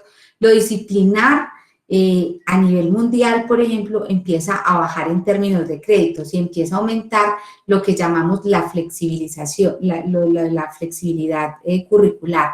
Es decir, aquellos cursos que le permiten a los estudiantes desarrollar capacidades más transversales que favorezcan su estar en el mundo como un ciudadano del mundo que es capaz de leer de manera compleja. O sea, ya estamos hablando de que un estudiante hay que formarlo de manera mínimamente interdisciplinaria. Ojalá fuera transdisciplinar. Es decir, que cada estudiante tuviera en su cabeza cómo lee o en su cuerpo o en su ser, cómo lee un fenómeno a partir de distintas disciplinas conversando entre ellas, ¿cierto? Entonces, eso es una de las cosas que les van a preguntar mucho allí, no solamente pues en temas de un segundo idioma, sino en otros, digamos, otros cursos electivos, yo no sé qué más habrá allí que ayuden a eso que se está llamando la formación integral. Y fíjense que entonces no es solamente decir que yo formo integralmente porque tengo, digamos, porque cumplo con una misión. Usted tiene que demostrar, demuéstrelo. Bueno, sí, mire, lo que pasa es que en mi currículo nosotros, además de unos componentes disciplinares, tenemos unos componentes transversales, que para una persona muy disciplinada dirá, ¿y eso qué tiene que ver? ¿Qué tiene que ver?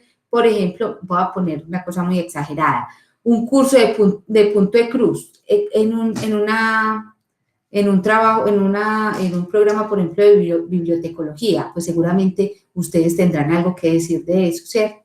Tendrán algo que decir para la formación integral y para el desarrollo de ciertos pensamientos, de ciertos modos de pensar, más bien, ¿sí?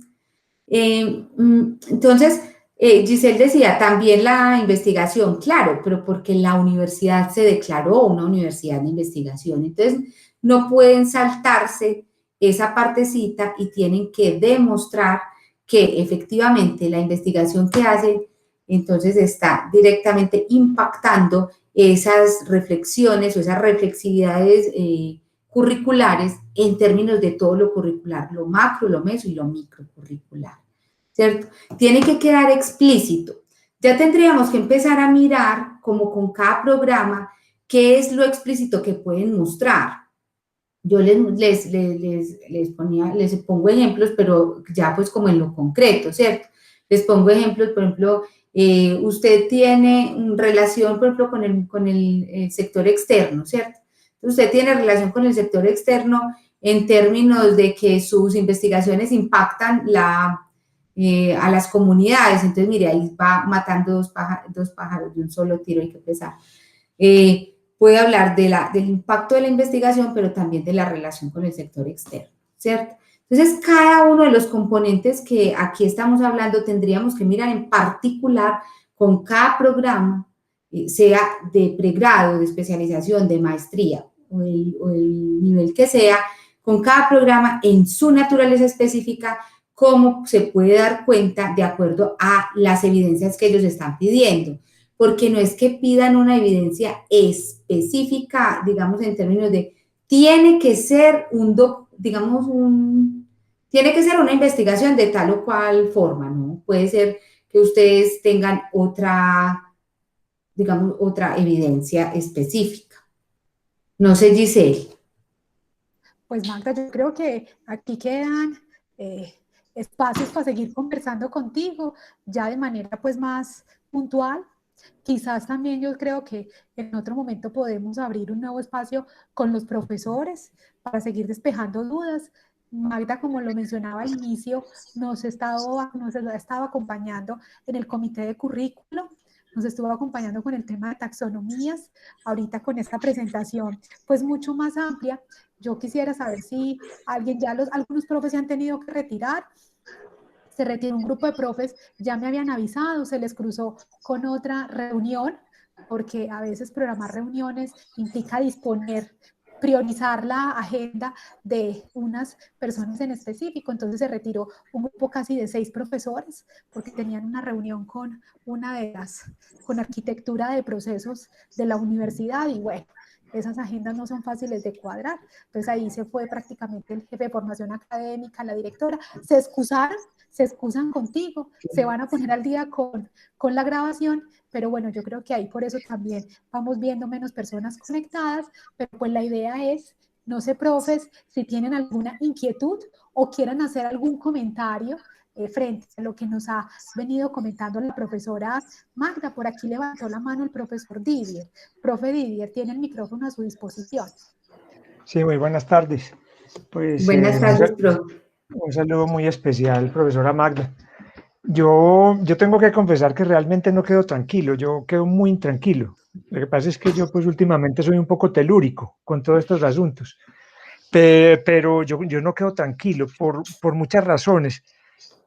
Primero que todo, les deseo muchísimo éxito en el liderazgo que el equipo de vicerrectoría en el que usted pues está desplegando su tarea, que el equipo de vicerrectoría pueda ayudarnos a los universitarios en general y en particular a los universitarios de la Universidad de Antioquia a enfrentar una situación que de manera evidente busca como escalar a otro nivel más todo el proceso, o más bien el anhelo o el horizonte de tecnificación de lo que es la educación, en perspectiva pues de poderlo hacer gerenciable. Es un poco lo que uno podría utilizar para resumir esta andanada de cosas. Lo segundo es que quedo muy inquieto porque esto, en vez de acercar a los profesores a una discusión pedagógica y curricular, termina por espantarlos un poco, por la vía de entender que esto se vuelve un galimatías, se vuelve un asunto que tendría que tener uno casi un manual pues de viaje. Y a pesar de que hay un evidente cambio de actitud institucional, yo diría incluso político, que completamente celebro con la llegada de la profesora a la vicerrectoría, esto sigue siendo un asunto que termina por alejar a los profesores, vuelvo y lo digo, de un pensamiento y de una práctica pedagógica cotidiana. Lo tercero es que yo realmente tengo que confesar que al Ministerio de Educación y a las autoridades del gobierno central les resulta relativamente fácil pasar por encima de la concepción de la autonomía como un asunto más que filosófico político. Yo veo claras conexiones entre el estatuto universitario de la Universidad de Antioquia con los fines que plantea la ley de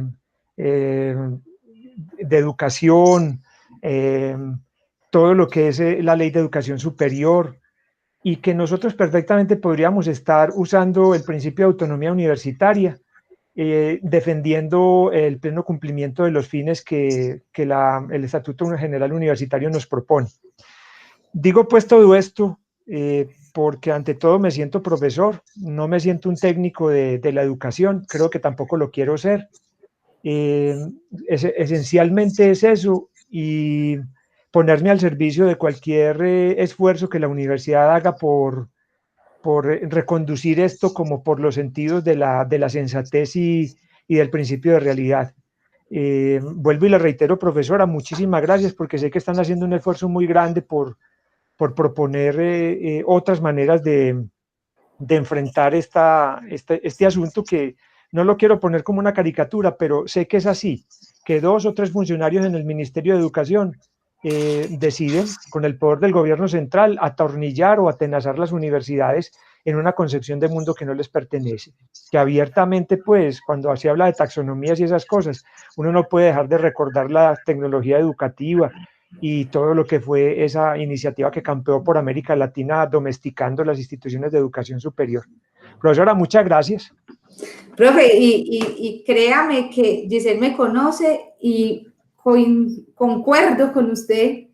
Este es un trabajo que ha tocado muchas partes de mí, porque digamos que en mucho es poco coherente con lo que yo considero. Yo soy muy crítica del sistema y muy crítica de este gobierno, muy crítica de eso.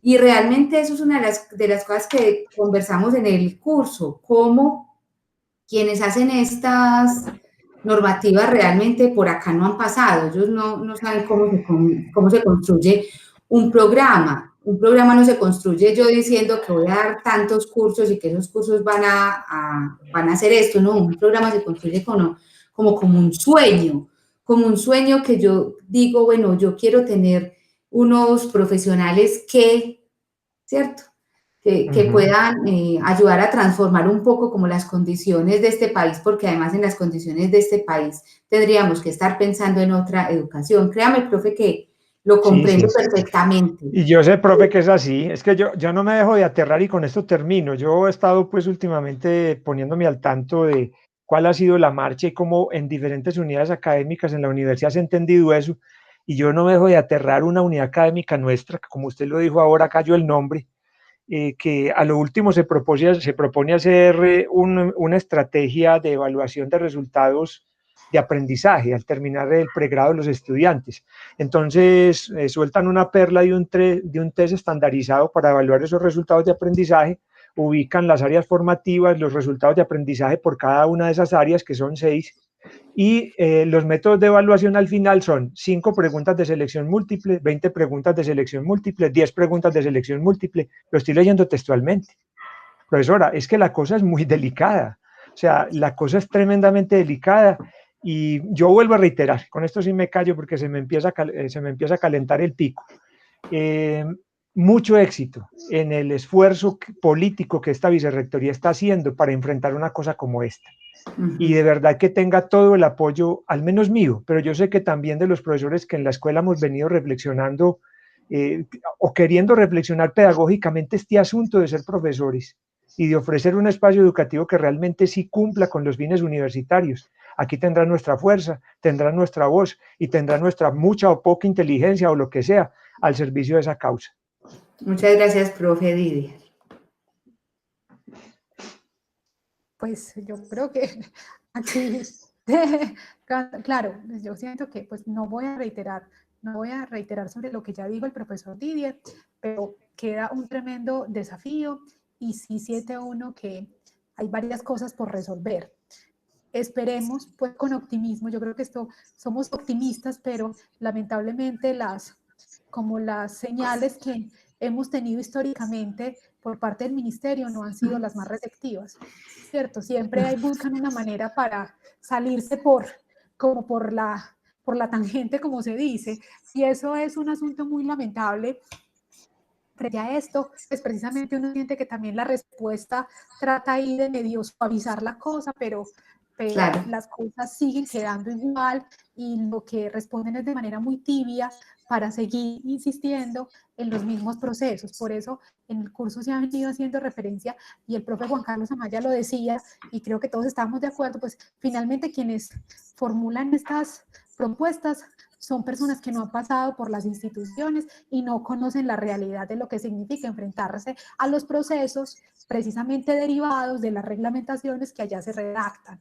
Entonces es muy, muy contradictorio que nos estemos enfrentando a procesos por tecnócratas y burócratas de la educación que poco entienden la realidad a la que nos enfrentamos, no solo para construir documentos, sino para construir también propuestas formativas que sean consecuentes, pertinentes y coherentes con las realidades locales y con esas otras miradas a las que nos están llamando desde la internacionalización, pero también desde la interculturalidad y la multiculturalidad. Entonces yo creo que nos vamos quedando cortos, pero como dice el profesor Didier, guardamos la esperanza.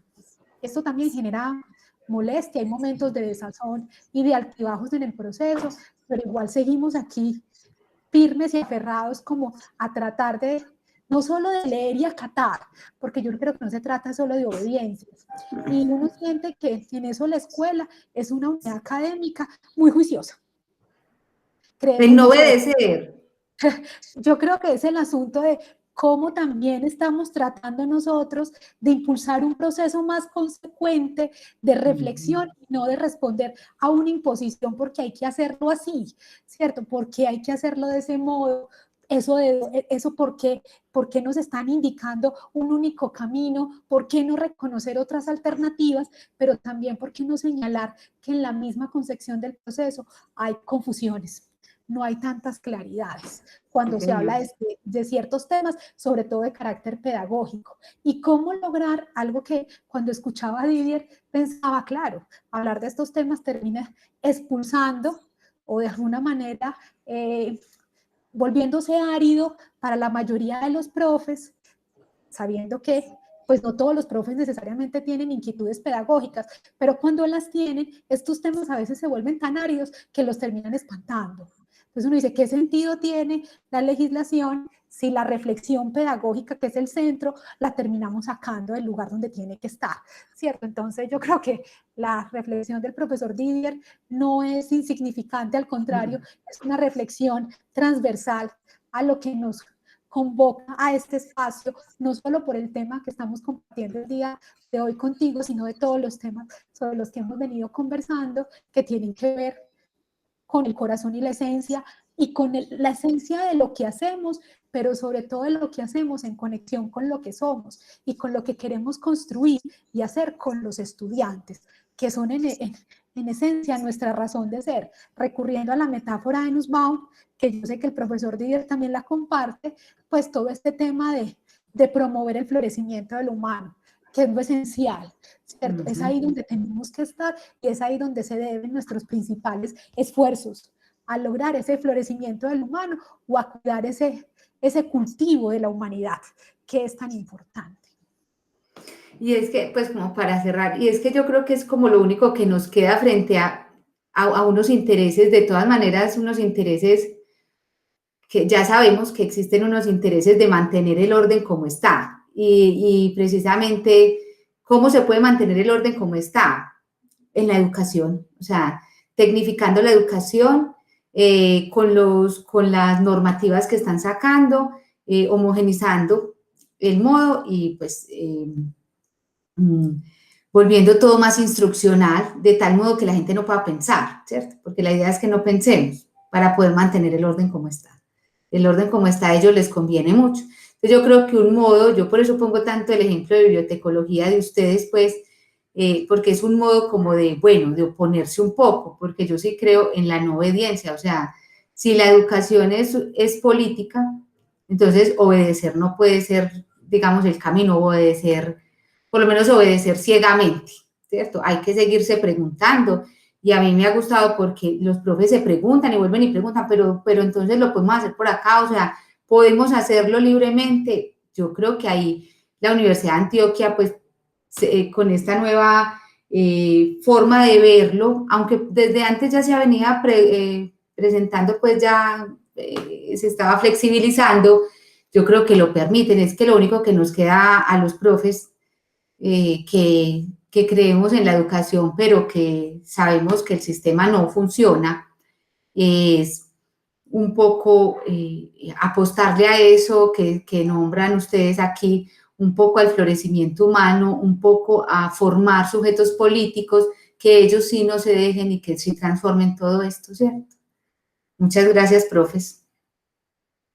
Pues, profe Magda, muchas gracias. No sé si algún otro profe se anima como a hacer algún comentario final después de esto que quedan es pues muchos retos e invitaciones a no rendirnos, a buscar caminos y a construirlos y a transitarlos, pero caminos que sean consecuentes con nuestras propias convicciones y anhelos en términos formativos, porque eso es lo que no podemos perder de vista, la formación integral de nuestros estudiantes, tanto en pregrado como en posgrado. Esa es la esencia de lo que hacemos y por lo que estamos en la universidad. Entonces, pues agradecerte a ti, Magda, nuevamente por acompañarnos en esta sesión de lunes de currículo, y a los profes que nos acompañan hasta el final, agradeciéndoles también su presencia, y sabemos que estas reflexiones también nutren las conversaciones en otros espacios de la escuela, en los comités, también en las asignaturas, en los núcleos. Entonces, muchas gracias por acompañarnos, profes, y nuevamente, Magda, pues te estaremos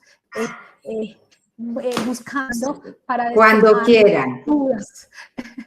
Perfecto. A mí el proceso de ustedes me parece un proceso muy interesante. Desde el principio se opusieron. Sí, y yo desde el ahí principio sí, así. fuimos como piedrita en el zapato. No, bueno, pero está muy bien, no, así, a mí me parece que así debe ser. O sea, es el ejemplo que yo pongo en todas partes para poder decirles como no, es que háganlo desde sus convicciones, porque si no, eso se vuelve peor de tedioso de lo que ya es, porque la normativa no es muy buena, eso no es pues lo más encantador, ¿no? Y ahí hemos contado con el acompañamiento y también como con la disposición de varios profesores para estar reflexionando. Varios profes por el chat, de verdad, Magda, agradecen tu participación, tus reflexiones, y bueno, yo creo que aquí seguir para adelante, mirando como no, con optimismo. Y bueno, profe, les deseamos una muy buena tarde. Y bueno, y seguimos en contacto. Yo les mando la grabación y los archivos a los que hizo referencia la profe Magda durante la presentación. Que estén muy bien, profes. Muchas gracias. Muchas gracias. Gracias. Muchas gracias. Hasta luego.